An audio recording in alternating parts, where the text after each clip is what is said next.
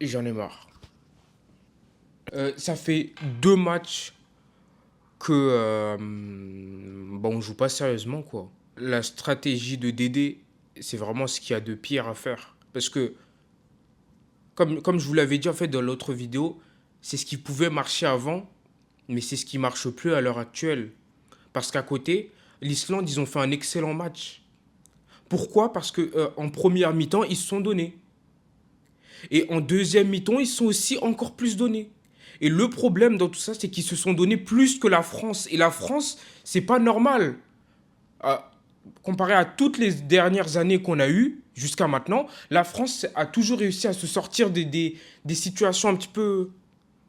Mais j'ai l'impression en fait que la stratégie de Dédé, non pas j'ai l'impression, on a eu la confirmation que ce soir, la stratégie de Didier Deschamps, je suis désolé, mais elle marche plus.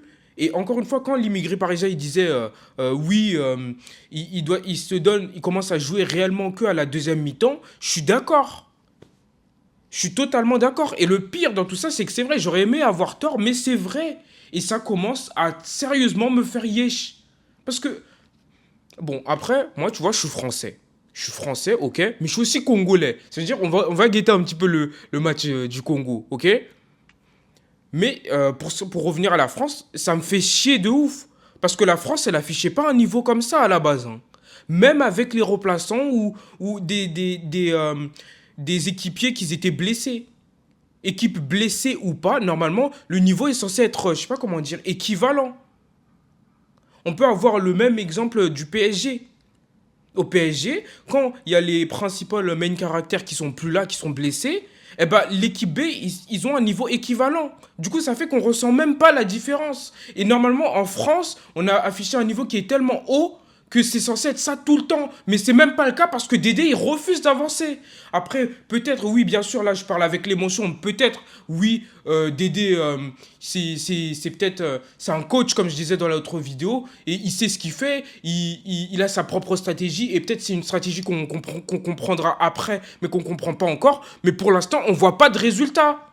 Frère, on a eu match nul. Bon, bien sûr, on aurait pu perdre. On aurait pu perdre. Et donc là, on a eu match nul. C'est très bien, mais euh, les gars, 2-2, frère. 2-2, les gars. 2-2. Et il n'y a même pas ça, en fait, c'est que les matchs sont tellement ennuyants. Vous voyez, quand je vous parlais de Pogba sur l'autre vidéo, je vous ai dit, les matchs manquent de magie, ils manquent de style, ils manquent de prix. Frère, la première mi-temps, elle était tellement ennuyante, c'est une dinguerie. Frère, c'est tellement une dinguerie. Mais dites-moi si je suis fou, hein. Mais là, en ce moment, les matchs de l'équipe de France, il n'y a pas plus ennuyant. Ça prend pas de risque. Ça fait pas de skills. Bon, encore les skills, tu vois, c'est encore secondaire. Mais surtout la prise de risque, surtout en première mi-temps. Je sais pas, j'aime pas utiliser ce mot parce que je suis pas un gars normalement qui aime avoir des attentes sur les autres. Ça fait trop, je sais pas, ça me donne trop une image de, mais là, je sais pas, j'ai même pas les mots en fait. Mais là en fait, je peux pas utiliser d'autres mots que décevant, frère.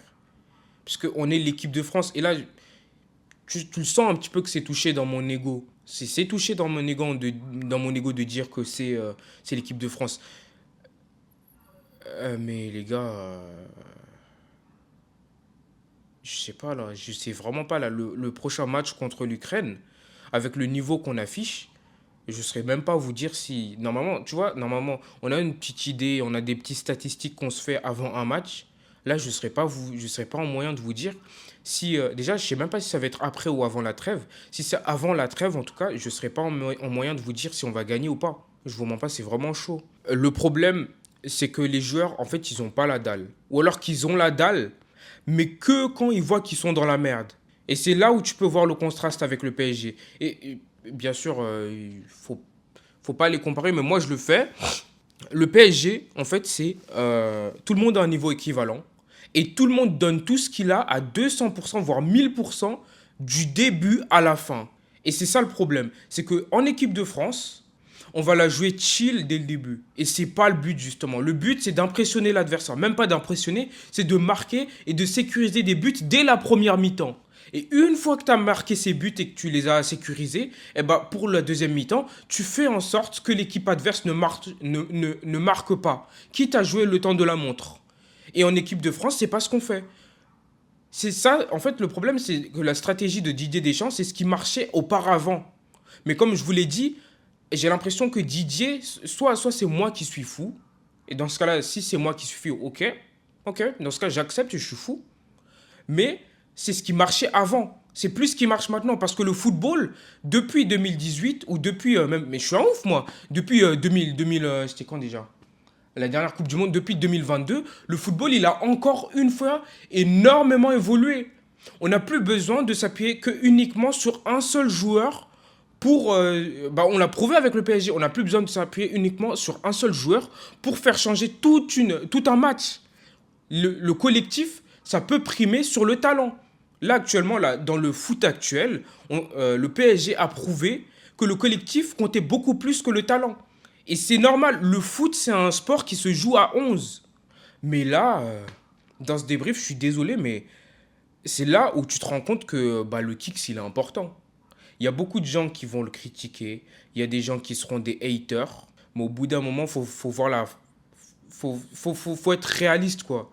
Je suis désolé, mais si le kicks, il était là, il était dans ce match, ça aurait changé la donne. Et on aurait gagné. Que vous soyez content ou mécontent, que vous aimiez ou pas Mbappé, je suis désolé, le kick, s'il aurait changé la situation. Et moi, personnellement, j'aime bien Mbappé, donc ça m'arrange de dire ça. Et c'est pas un problème. Mais les gens qui n'aiment pas Mbappé, je suis désolé, mais il faut être réaliste. Au bout d'un moment, il faut être réaliste. Le gars aurait pu changer un match à lui tout seul. Et je trouve que c'est pas forcément une bonne chose. Pourquoi? Parce qu'une équipe, c'est une équipe. C'est pas une équipe et Kylian Mbappé. C'est une équipe et inclus dedans Kylian Mbappé. C'est tout un système qui fonctionne ensemble. Je sais pas si vous voyez ce que je veux dire. Le niveau en France, il est devenu bien gaze. En fait, justement, soit c'est moi, je me suis trop habitué à voir du PSG jouer. Et dans ce cas-là, my bad, c'est ma faute, j'accepte. Ou soit le niveau en France, il est vraiment devenu nul. Bon, quand je dis nul, j'abuse bien sûr, j'exagère. Mais bon, nul comparé à avant. Et encore une fois, je veux ceux qui, genre, en fait, je suis un gars franc, quoi. Quand j'ai un truc sur le cœur, je préfère le dire parce que je suis comme ça personnellement. Donc, s'il y a des gens qui ont été soit blessés par mes propos ou quoi que ce soit, encore une fois, vraiment désolé, mais c'est pas le but. Le but d'ici, c'est d'être franc. On fait un débrief, tu vois. C'est vraiment éclatant et ça me fait mal de dire ça. L'équipe de France, c'est aussi, c'est mon équipe préférée. Là, vraiment, là, c'est chaud. Mis à part le négatif, Lucas Digne, il a fait un très bon match. Donc voilà, félicitations à lui. Après, il y a quelqu'un d'autre qui a marqué. Personnellement, j'ai pas regardé les buts. Bravo à Nkoukou. C'est quoi ça? Peut-être moi, je connais même pas les joueurs. Vas-y, je vais réapprendre. Bref, je vais reprendre le nom des joueurs. Et je regarde les matchs, mais je connais même pas les joueurs. En fait, je connais que vraiment les Michael Olise, les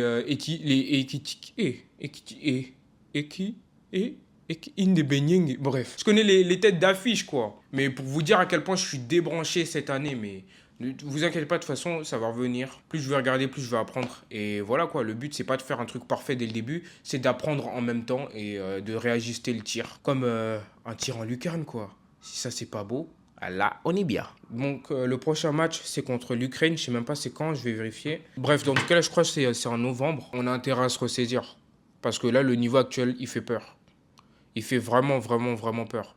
Et je pense que je ne suis pas le seul à le penser.